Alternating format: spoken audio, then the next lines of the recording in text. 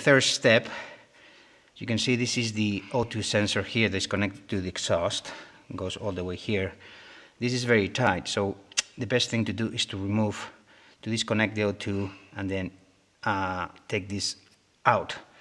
Now this is a little tricky because it has a special release mechanism. Here inside there is leverage that with a screwdriver, see, with a flat head, you stick inside, you press upwards. See if you can see it here, upwards. See here, up, and then carefully, and see, yes, unconnected.